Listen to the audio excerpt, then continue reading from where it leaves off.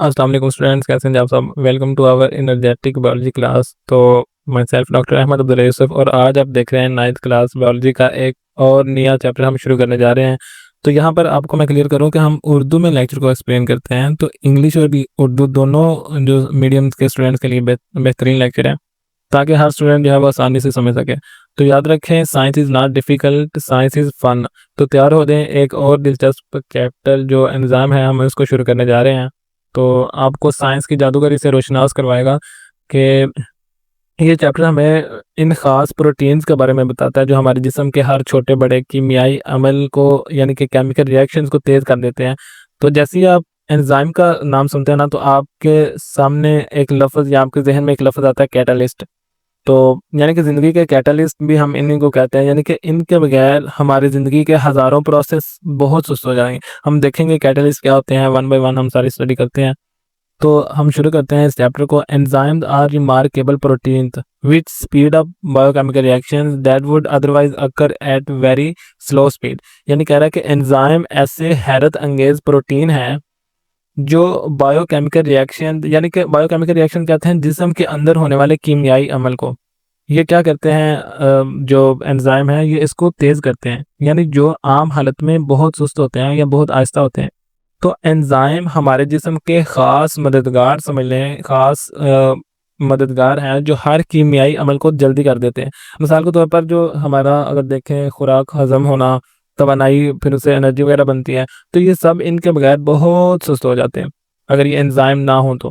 तो ये खुद खर्च नहीं होते बल्कि बार-बार इस्तेमाल हो सकते हैं। तो बायोकेमिकल रिएक्शन मैंने जैसे कहा कि वो सारे केमिकल प्रोसेस जो हमारे जिस्म में ज़िंदगी के लिए बहुत इंपॉर्टेंट है। जैसे जो हमारा हाज़मे का निज़ाम है, यानी कि डाइजेस्टिव सिस्टम है, साँस लेने का अमल है, ठीक है? सेल के लिए जो है वो एनर्जी वगैरह बनाना। So in this chapter we will study the unique characteristics of enzymes and uncover how they perform their work। तो कह रहा है कि इस चैप्टर में हम एंजाइम की वो ख़ास खसूसियात पढ़ेंगे, यूनिक कैरेक्टरिस्टिक्स पढ़ेंगे कि और ये जानेंगे कि ये अपना काम कैसे करते हैं। हम देखेंगे कि एंजाइम की शेप क्या है, उसकी शक्ल क्या है, काम करने का तरीका क्या है और इनका किरदार क्या होता है। ये भी सीखेंगे कि ये प्रोटीन किस तरह से रिएक्शंस को तेज़ करती है। तो यूनिक कैरेक्टरिस्टिक्स कहते हैं कि इनकी ख़ास, आप समझ लें कि निशानियाँ, जैसे एंजाइम हर रिएक्शन के लिए ख़ास होते हैं। तो we will also explore the various factors that influence their activity. तो हम इन अवामल का या इन वेरियस फैक्टर्स का भी मुतालिया करेंगे जो एंजाइम की कारकर्दगी पर असर डालते हैं।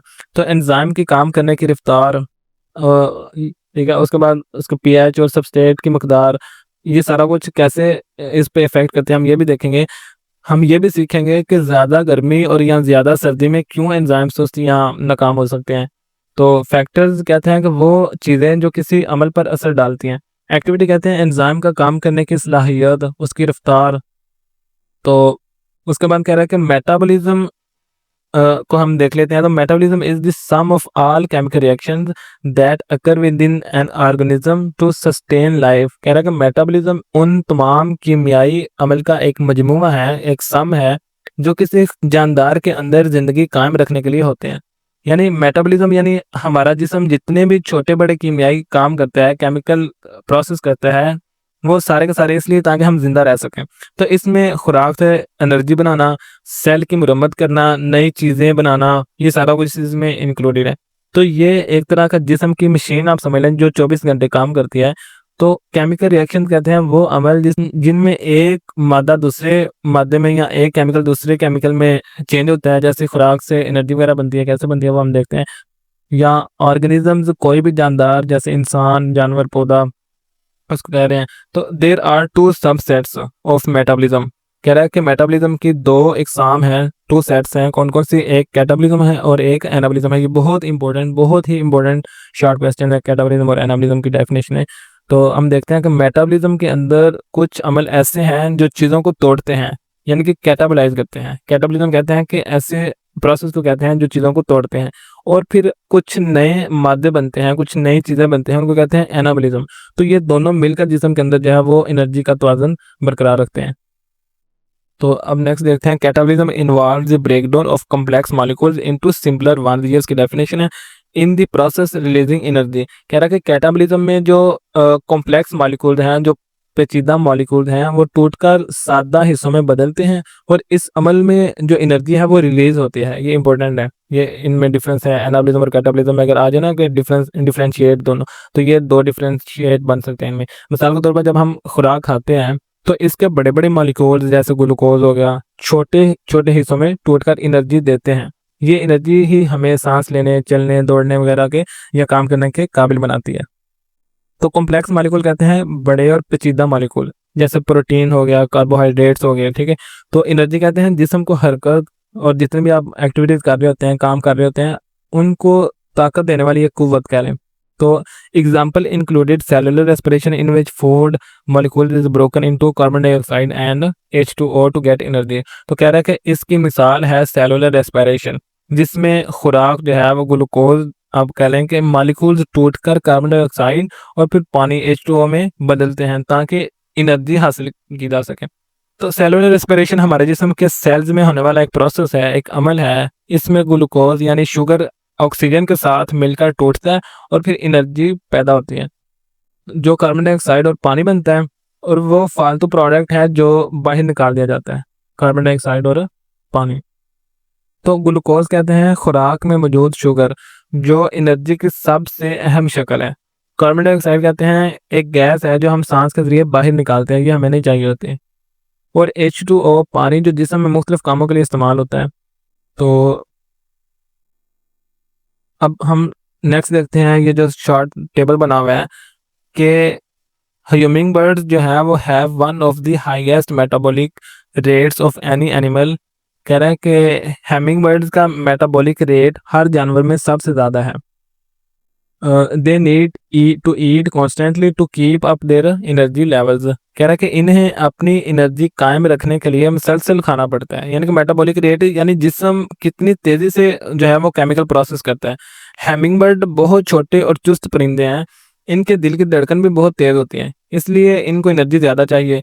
इसीलिए ये दिन भर जो है वो नेक्टर यानी कि रस पीते रहते हैं। तो आगे हम देखते हैं lipolysis in which lipid fat is broken into fatty acids and glycerol which can be used for getting energy। कह रहा है कि लाइपो प्रोसेस जो है वो लाइपोलिसिस जो है इन विच लिपिड, वो प्रोसेस है, वो अमल है जिसमें लिपिड टूटकर फैटी एसिड्स में और ग्लाइसरोल में बदलती है। तो which can be used for getting energy, जो एनर्जी हासिल करने के लिए इस्तेमाल होती है। तो लाइपोलिसिस बेसिकली कहते हैं कि जिस्म की लिपिड को तोड़ने का अमल, ठीक है। लिपिड कहते हैं चर्बी को, अगर उर्दू में करें, या फैट वगैरह जितने भी। तो जब खुराक जो है वो कम या एनर्जी की ज़्यादा ज़रूरत हो तो जिस्म जो है वो लिपिड तोड़कर ताकत लेता है या चर्बी तोड़कर। मैं इसलिए ये चीज़ें यूज़ करता हूँ ताकि एक जो उर्दू मीडियम वाले बच्चे हैं उनको भी जो है वो लेक्चर इजीली समझ आ सके। इसलिए मैं कोशिश करता हूँ कि जो भी चीज़ें, अब देखना लिपिड एक इंग्लिश का वर्ड है, इसको मैं चर्बी कह के या फैट्स कह के, ताकि जो उर्दू मीडियम वाले बच्चे हैं उनके लिए भी ईजी हो जाए और आपको भी अच्छे से कॉन्सेप्ट या अच्छे से चीज़ें क्लियर हो जाएँ। तो इसमें अगर हम टेक्निकल वर्ड को, मैं साथ साथ जो मुझे समझ आता है कि ये कोई टेक्निकल वर्ड है उसको मैं मज़ीद एक्सप्लेन करने की कोशिश करता हूँ उसके बाद। तो फैटी एसिड्स कहते हैं कि वो फैट के छोटे छोटे हिस्से जो एनर्जी के लिए जो है वो इस्तेमाल होते हैं। तो ग्लाइसरोल कहते हैं कि एक ये भी फैट का हिस्सा है एक, और जो एनर्जी के लिए इस्तेमाल हो सकता है। तो anabolism involve building up complex molecules from simpler ones. तो कह रहा है कि एनाबॉलिज्म में छोटे मॉलिक्यूल्स आपस में जुड़कर एक बड़ा पेचीदा मॉलिक्यूल बनाते हैं। और दिस प्रोसेस कंज्यूम एनर्जी, और ये इस अमल में एनर्जी जो है वो खर्च हो रही है। और उसमें जो कैटाबॉलिज्म था उसमें एनर्जी रिलीज हो रही थी, इसमें एनर्जी खर्च हो रही है, यानी कि एनर्जी कंज्यूम हो रही है। ये एक डिफरेंशिएट है इन दोनों में। और दूसरा इनके, यानी कि वो कैटाबॉलिज्म क्या था कि एक पेचीदा मॉलिक्यूल को तोड़कर छोटे छोटे मॉलिक्यूल बन रहे थे, और एनाबॉलिज्म में क्या, छोटे छोटे मॉलिक्यूल मिलकर एक पेचीदा मॉलिक्यूल बन रहा है। ये दो डिफरेंशिएट, दोनों के दो दो हो गए। तो ये जो है वो एनाबॉलिज्म जो है वो जिस्म की तामीराती फैक्ट्री है, यानी कि यहाँ पर जिस्म नए प्रोटीन, कार्बोहाइड्रेट्स या फैट्स वगैरह बनाता है। तो इसके लिए एनर्जी की ज़रूरत पड़ती है, यानी कि एनर्जी कंज्यूम होती है जो कैटाबॉलिज्म से आ रही थी। तो examples included photosynthesis in which carbon dioxide and H2O are joined to make glucose using sunlight। कह रहा है कि इसकी मिसाल है फोटोसिंथेसिस, जिसमें कार्बन डाइऑक्साइड, पानी, ठीक है, सूरज की रोशनी की मदद से ग्लूकोज में ये सारा कुछ बदल जाता है। तो ऑक्सीजन बतौर फालतू प्रोडक्ट भी बनती है, यानी कि हम ऑक्सीजन इसके अंदर ऑक्सीजन भी बन रही होती है किसी हद तक, आप समझ लें। तो यानी कि पौधे ये अमल करते हैं, यानी कि सूरज की रोशनी और तवानाई फ्राहम करती हैं और नतीजे में ग्लूकोज बनता है जो पौधे की खुराक है, और ऑक्सीजन जो है वो फिजा में खारिज हो जाते हैं जो कि हम ले रहे होते हैं। तो बाई प्रोडक्ट ऐसा मादा कहते हैं जो मेन प्रोडक्ट के साथ इजाफी तौर पर बने, जैसे इसमें ऑक्सीजन बन रही थी। तो protein synthesis in which proteins are formed by joining the amino acids, कह रहा है कि प्रोटीन सिंथेसिस वो प्रोसेस है जिसमें अमाइनो एसिड जुड़कर प्रोटीन बनाते हैं। यानी ये हमारे जिस्म के जो, आप समझ लें कि हमारे जिस्म के सेल्स में हो रहा होता है। प्रोटीन जिस्म की मरम्मत करती है, उसके नशोनुमा और हार्मोन्स बनाने में भी इंपॉर्टेंट रोल है, तो प्रोटीन बहुत इंपॉर्टेंट है। तो अमीनो एसिड कहते हैं कि प्रोटीन के जो छोटे छोटे बुनियादी हिस्से हैं ना, जैसे एक बड़ी इमारत है तो उसके जो छोटे छोटे बुनियादी हिस्से हैं वो ईंट है, इसी तरह प्रोटीन एक बहुत बड़ी, आप समझ लें, इमारत की तरह समझ लें, और अमीनो एसिड समझ लें जैसे इसकी छोटी छोटी बुनियादी हिस्से हैं। तो वैसे ही ये प्रोटीन बनाते हैं अमीनो एसिड मिलकर। तो इसके बाद अगर हम ये डायग्राम है, हम इसको भी देख लेते हैं 7.1 को। तो अगर हम इसको गौर से देखें तो इस तस्वीर में दो पार्ट हैं, एक कैटाबॉलिज्म है ऊपर और एनाबॉलिज्म है नीचे। तो बाईं तरफ आपको एक बड़े बड़े सुर्ख गोल मालिक्यूल जो है वो लार्ज मालिक्यूल नजर आ रहे हैं। ये बताते हैं कि बड़े मालिक्यूल टूटकर छोटे हिस्सों में बदल रहे हैं। ठीक है, दरमियान में एनर्जी लिखी हुई है, यानी टूटने के दौरान एनर्जी पैदा हो रही है, तवानाई पैदा हो रही है। तो ये हिस्सा कैटाबॉलिज्म कहलाता है। तो नीचे नीले रंग के छोटे छोटे मालिक्यूल हैं, स्मॉलर यूनिट्स, ये आपस में जुड़कर एक बड़ा मालिक्यूल बना रहे हैं।